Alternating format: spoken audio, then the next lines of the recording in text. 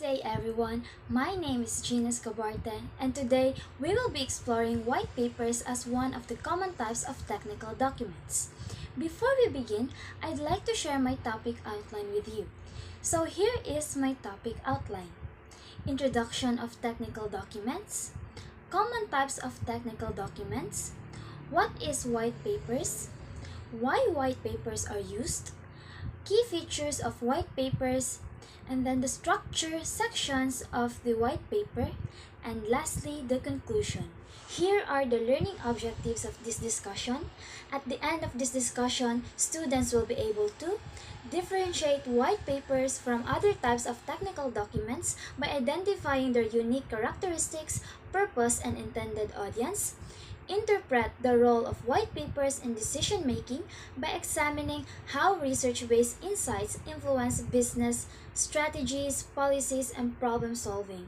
And lastly, apply their understanding of white papers by analyzing and answering comprehension test questions based on real-world examples. Imagine launching a groundbreaking product but no one understands its value. How do you build trust and credibility? Here comes white papers. It is a research-backed documents that inform, persuade, and establish authority. This is used in business, technology, policy making, and even in education. They provide solutions to complex problems. Today, we'll explore how white papers shape decisions and why they stand out among technical documents. Let's dive in. Now first, the importance of technical documents. So technical documents is essential for all companies, regardless of their industry. Whether it is consumer-oriented, such as assembly instruction for furnitures or internal procedures for invoicing, every standardized processes requires proper documentation. In order to help communicating effectively with individuals, staff, potential customers, we have 13 common types of technical documents and how they can provide guidance on how to use the product, explain internal processes, and even provide solutions to the existing problems. Here are the common types of technical documents: white papers, case studies, technical proposals, application programming interface documentation, software development kit, technical manuals, repair manuals, user guides, technical reports, project plans, business plans, test schedules, and corporate reports. And for this discussion, I will be focusing on white papers. What is white paper? White paper is a well-researched document that explores a particular issue and proposes a solution relevant to an industry. Companies create these reports to demonstrate their expertise using factual data and analysis, but they must remain objective and free from promotional content. A white paper is an authoritative research-based document that presents information, expert analysis, and an organization of authors' insights into a topic or a solution to a problem. For instance, in business, companies or vendors use these papers in business-to-business marketing models as part of their content marketing strategy. In this context, white papers are written to persuade clients, stakeholders, customers, and prospective customers to purchase a product or service offered by the organization. They are also used to establish an organization's authority and thought leadership in the field. White papers are more technical and in-depth than other types of content, such as blogs and case studies. They use research, statistics, expert opinions, and original analysis to promote a product, service, or methodology. These products and services are often referred to as solutions by technology vendors, as they are claimed to solve the client's particular issue. Why white papers are used? By presenting well-researched insights, a white paper establishes a person's or company's authority in their industry. Its primary function is to persuade readers using evidence and detailed analysis that a particular solution is the most viable.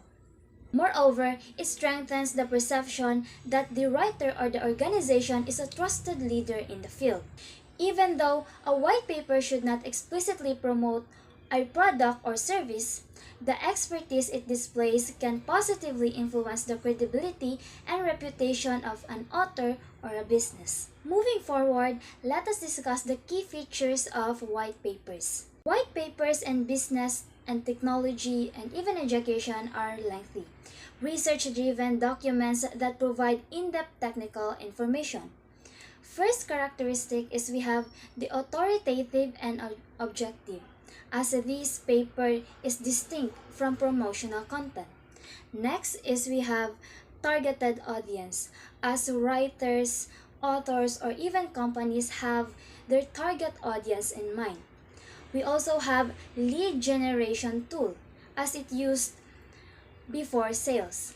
It is lengthy and detailed, typically more than 2,500 words.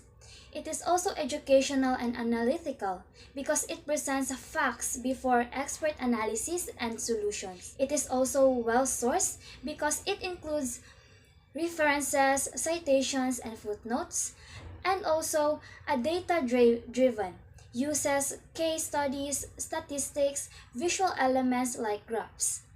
It is also structured format because it features numbered lists, bullet points, and even headings. It is also a narrative approach because it frames industry challenges as a factual story. And also it ends with call to action because white papers ends with a clear next step for readers. Let us talk about the structure and selection of a white papers. White papers do not follow a strict, uniform structure, so referring to your professor or instructor's specific guidelines is essential. However, they typically include the following components: title or title page, executive summary, introduction or background, problem description, criteria for acceptable solutions, solution, evaluation and critique, recommendations, conclusions, and references. For the sections of white papers is we have here first the title. Title or title page. So title clearly conveys the topic and focus, often framed as a question or statement to engage the reader. So one of the example of the white papers we have here titled Social Media, Cyberbullying, and Mental Health, a comparison of adolescents with and without disabilities by Ruderman Family Foundation. So you may scan the QR code on the left for you to access the example of a white paper. Next is we have executive summary. So it summarizes the paper's key points, offering a snapshot of problem, solutions, and recommendations. So based from the white paper that I provided as an example, the sample discussed or the executive summary part discussed about the social media, the cyberbullying, and the mental health, especially the problems, the solution, and the intended recommendations. Next is for the introduction and the background. It establishes context by providing relevant history, stakeholders, or foundational information. Next one is the problem description. This defines the issue, its root causes, and impact, ensuring a logical alignment with proposed solutions. So based from the sample that I provided, the problem description section is primarily found in the introduction and the result sections of the white paper, as these section establish the problem by defining its causes, the social media use and cyberbullying, and its impact to mental health and consequences, and to the specific group most affected, such as students with disabilities. Next one is criteria for acceptable solutions. It outlines the essential standards a solution must meet to be viable and effective. Now, the sample does not explicitly include the criteria for acceptable solution section. However, some elements that could serve as implicit criteria are found in discussion and the conclusion sections. If a criteria for acceptable solution section were to be included, it could be a list of a key requirements such as effectiveness. The solution should significantly reduce cyberbullying incidents. inclusivity, it should address the specific vulnerabilities of students with disabilities. Next is we have here feasibility. Schools and policymakers should be able to implement it realistically. And then the sustainability. The solution should have a long-term benefits in digital safety. We also have solution. It presents detailed, evidence-based solution that directly address the identified problem. Evaluation or critique, which assess the current solutions, highlighting strengths and weaknesses and areas for improvements. For recommendations, it proposes a well-reasoned course of action while also maintaining the objectivity and also the neutrality. We also have conclusion. It reinforces the importance of addressing the problem and summarizes the key takeaways. And lastly, we have the references. It is a list of credible sources that support the white paper's arguments and analysis. Now, to conclude this topic, technical documentations or documents, including white papers, provide structured, research-driven insights to help individuals and organizations understand complex issues. White papers establish expertise, present solutions, and support informed decision-making. Their objective analysis and in-depth content make them essential for education, policy and innovation, and problem solving. Effectively using these documents enhances communication, credibility, and progress. And that's the wrap up of my discussion, everyone. Thank you so much for watching and listening. I hope you guys, this discussion helped you to gain better understanding of white papers as a technical document and its importance, especially for us future educators.